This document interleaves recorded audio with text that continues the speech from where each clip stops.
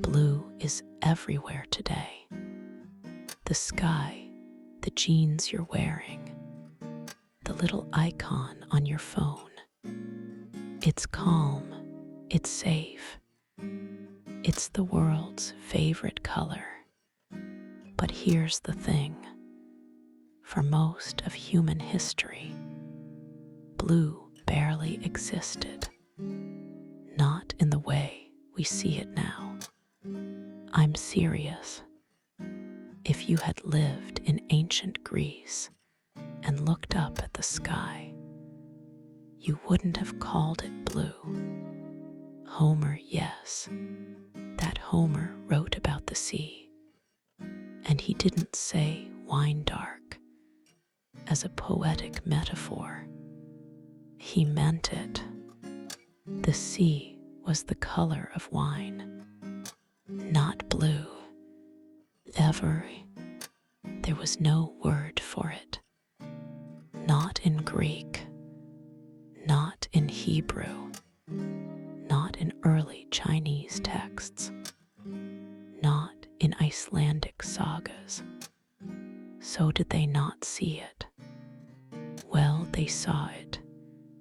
Of course they saw it. But here's the thing about color. If you don't have a name for it, your brain doesn't hold on to it the same way. It's like this. Imagine you see a shade right now, a color you've never noticed before, but you have no word for it, no box to put it in. It just floats, unclaimed. That was blue, until one civilization decided to tame it. Egypt, around 2500 BCE. The Egyptians did something extraordinary. They invented a blue pigment. We call it Egyptian blue today. It wasn't found in nature. It was made. Crushed limestone, sand, copper, heated at exactly the right temperature. They used it everywhere. On tombs, on the skin of their gods, on the beard of the pharaoh. For them, blue wasn't just a color. It was magic. It was the color of the sky, where the sun god sailed. It was rebirth, protection, power. But then the Roman Empire fell. Trade routes collapsed, and Egyptian blue vanished. For nearly 1,000 years, blue became a ghost. In medieval Europe, blue was almost absent from art. Painters didn't use it. The church didn't ask for it. If you wanted to show the sky in a painting, you used gold. Gold leaf. Because heaven wasn't blue. Heaven was light itself. So what changed?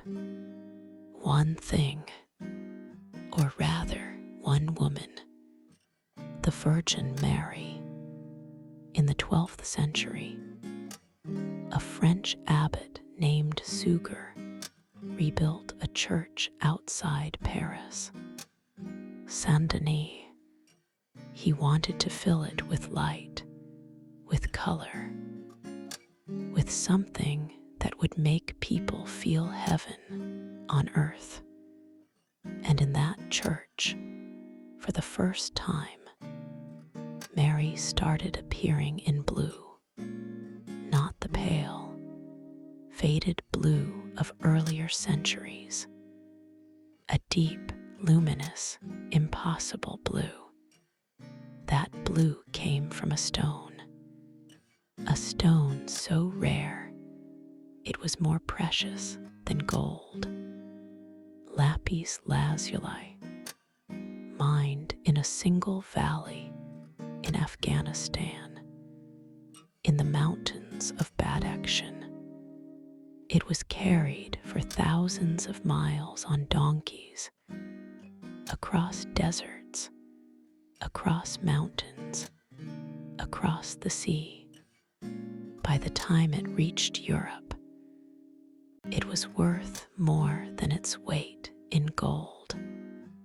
Only the most important figures got to wear it, and the most important figure in medieval art was Mary. Blue became her color, the color of humility, yes, but also the color of royalty, of divinity. Once Mary wore blue, blue became sacred, and then slowly it became royal in another way. In the 13th century, the kings of France adopted blue, not red like the emperors of Rome, not purple like the emperors of Byzantium. Blue, the color of the Virgin, the color of heaven. Suddenly, blue was everywhere, on coats of arms, on royal robes, on the flags of cities. By the Renaissance, blue had completed its transformation. It went from invisible to imperial. But here's the thing. For all its prestige, blue was still impossibly expensive. Lapis lazuli cost a fortune. Artists like Michelangelo would wait months for a single shipment. They would ration it like gold. If you look at a Renaissance painting, you can tell who the richest patron was. Just look for who's wearing the most blue. So how did blue go from being the color of kings to the color of everyone? That happened by accident. In 1704, in Berlin, a chemist named Johann Jacob Diesbach was trying to make a red pigment. He had some potash, some iron sulfate, some animal blood. He mixed them, expecting red. He got blue, a deep, rich, stable, beautiful blue, the first synthetic blue pigment ever created. He called it Prussian blue, and suddenly, for the first time in history, blue was cheap. Artists went wild. Painters like Watteau, like Gainsborough, like Van Gogh, yes. Van Gogh loved Prussian blue. He used it in Starry Night, in his self-portraits, in those swirling skies that seemed to move. Blue had finally escaped the palaces. It belonged to everyone. But there's one more chapter to this story. Because blue didn't just become affordable. It became emotional.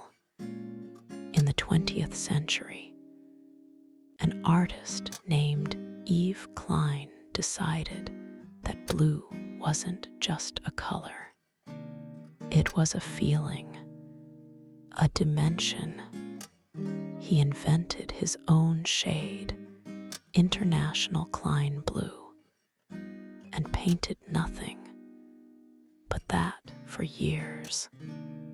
Monochrome canvases, pure blue No form, no subject, just color. He said blue had no dimensions. It was beyond dimensions. And then, in the 21st century, blue became something else again. The color of the internet, the hyperlink, the default, the thing you click without thinking. From Homer's wine-dark sea to the hyperlink under your thumb, blue went from invisible to immortal. So next time you look at the sky, really look, remember that for thousands of years, no one called it blue. No one had a word for it. No one could even name what they were seeing. And now blue is everywhere. In your clothes, in your screen, in your memories. It's the color that didn't exist until we decided it did.